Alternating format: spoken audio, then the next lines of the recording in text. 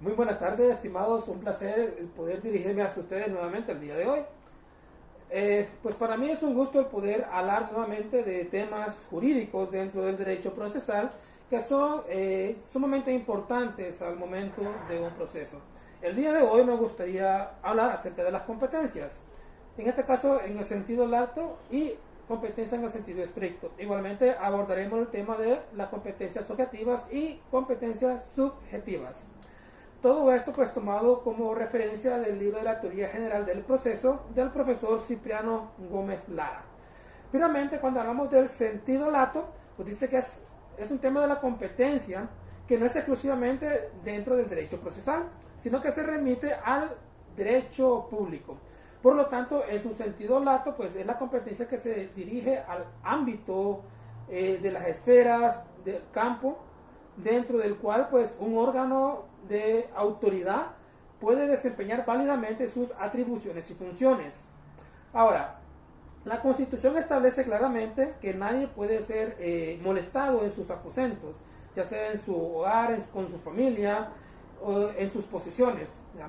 Si no está en virtud por mandamiento estricto de una autoridad competente. Es decir, si no hay una orden expedida por un juez o por un tribunal para poder realizar esta acción.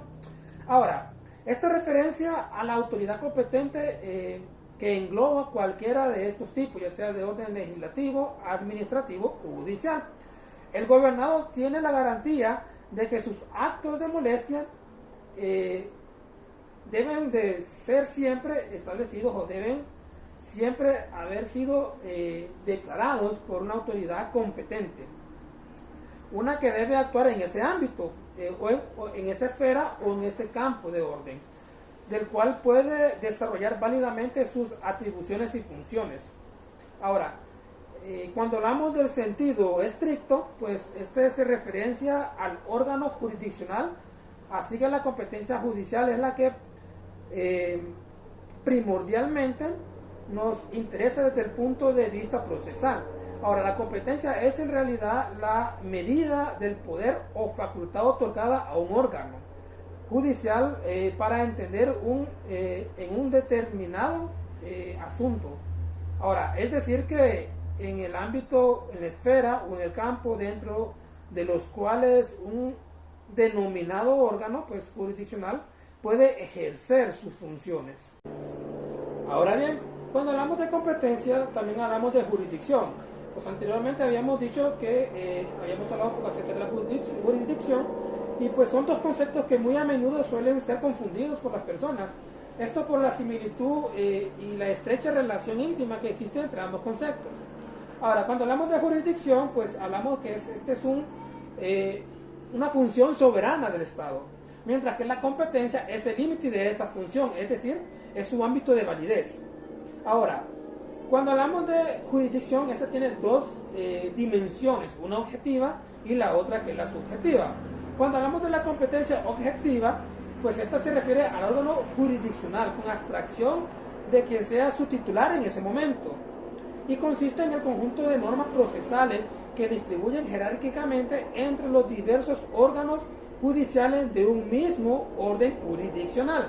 Ahora, el conocimiento de la fase declarativa de los órganos procesales, la naturaleza de las normas que regulan la competencia objetiva son de orden público, de manera que si un tipo de juzgado no le corresponde el conocimiento de una determinada materia, pues sus actuaciones procesales adolecen de una nulidad radical que no permite sanación alguna o que impedirá un pronunciamiento sobre el asunto que se está tratando. Por esta razón, la competencia objetiva es un presupuesto procesal vigilable de oficio a lo largo de todo el procedimiento. Ahora bien, como estamos hablando de competencia objetiva, hay otras competencias que forman parte de esta, que de la misma forma pues son de suma importancia poder tener un conocimiento de ellas. Primeramente pues está la competencia por materia, y esta atribuye a cada tribunal distintas ramas del derecho sustantivo, por lo que la especialidad es determinada por el legislador.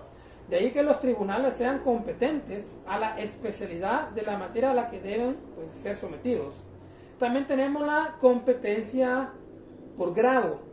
Pues esta tiene un lugar superando los actos que respectan de un mismo asunto y que pueden realizarse por los órganos administrativos colocados en diversos niveles.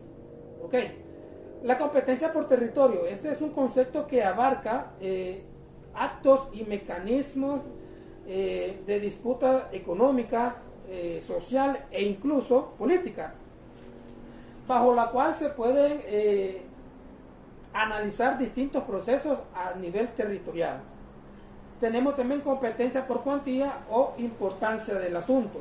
La cuantía pues es otro criterio de carácter objetivo que determina la competencia del juez civil, y tiene pues relación con el valor de trascendencia económica, en este caso pues de relación jurídica. Y pues por otro lado tenemos lo que es el turno. Cuando hablamos del turno, pues esta se presenta cuando en el mismo partido, en el mismo lugar o en el mismo distrito judicial existen dos o más jueces que tienen la misma competencia, tanto por materia, por grado o por cuantía. Y pues esta es una especie de distribución de las funciones, los asuntos, para que pues no pueda haber ninguna discrepancia ni dificultad al momento pues, de realizar cualquier proceso. La prevención pues es un criterio afinador a la competencia y se presunta cuando existen dos o más tribunales que son iguales en competencia para el conocimiento de los asuntos o de algún asunto en específico. En este caso, el juez primero en conocer el asunto es el que determina la competencia y pues al ser el primero en poder determinar la competencia, pues los demás tribunales o las demás competencias pues quedan completamente restando. Ahora bien, pues hemos hablado ya acerca de la competencia objetiva y de las demás competencias que forman parte de ella. Ya véase bien por cuantía, por materia, por grado, por territorio. Ahora pues nos toca hablar un poco acerca de la competencia subjetiva. Pues esta competencia subjetiva se refiere a la persona fiscal del titular del órgano jurisdiccional. Ahora, todo proceso o todo órgano debe de tener un titular que se ocupe de las funciones públicas. Véase bien, un juez o un magistrado, pues el cual no debe de tener ningún interés en el negocio de las partes, es decir, el aplicar la ley para él debe de ser de manera parcial. Esto es sumamente importante al momento de realizar un proceso. Ahora vamos a explicar el por qué. Hay tres conceptos que deben examinarse de manera puntual cuando hablamos de la competencia subjetiva. Ahora, el primero de estos son los impedimentos. Ahora, los impedimentos son situaciones o razones que la ley considera como circunstancias de hecho o de derecho. Estas hacen presumir parcialidad del titular, ¿verdad?, de un órgano jurisdiccional. O sea, es un tema de parcialidad, netamente de parcialidad. Es decir, que al momento que un juez o un tribunal esté realizando un proceso, debe de ser de manera justa para ambas partes. El hecho de que hayan amistades, enemistades, familiares o cualquier otra relación que pueda existir entre las partes, esta no debe de afectar al momento de realizar el proceso. Ahora, se preguntarán ustedes, ¿qué pasará o qué pasaría si al estarse realizando un proceso haya algún tipo de impedimento? Ahora, cuando hay impedimento dentro de los procesos, viene el segundo concepto, que es la excusa. Ahora, ¿qué es la excusa?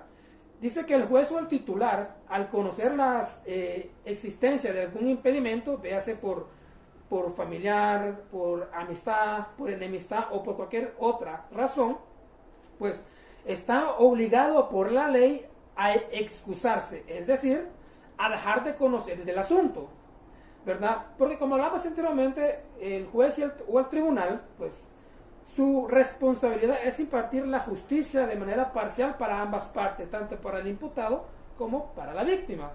Ahora bien, ¿qué pasaría si el juez o tribunal no excusa un impedimento o como decimos, se hace de la vista gorda al ver cierto impedimento? Pues aquí viene el tercer y último concepto que se conoce como la recusación.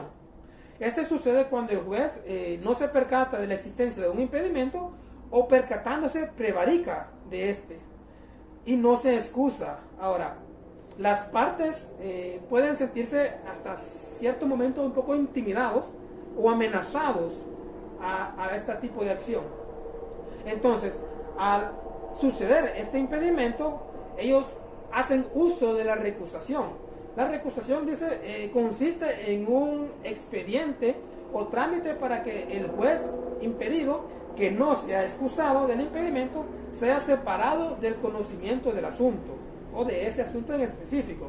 Ahora vemos bien que cuando hablamos del de la competencia subjetiva, tiene que ver mucho con la parte humana, ¿verdad?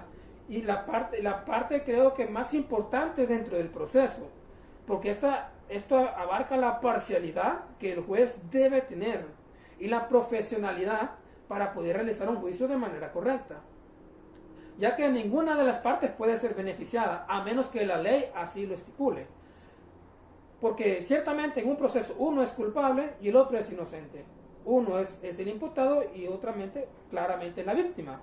Entonces, la responsabilidad primordial del juez es impartir justicia de manera justa para ambas partes.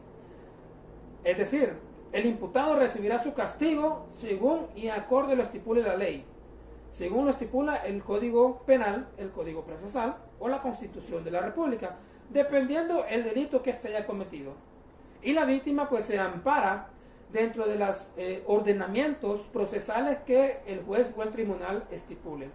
Entonces, de esta forma, pues podemos ver cómo se puede realizar de manera eficaz un proceso para que ambas partes puedan recibir según lo que han hecho o lo que se han merecido.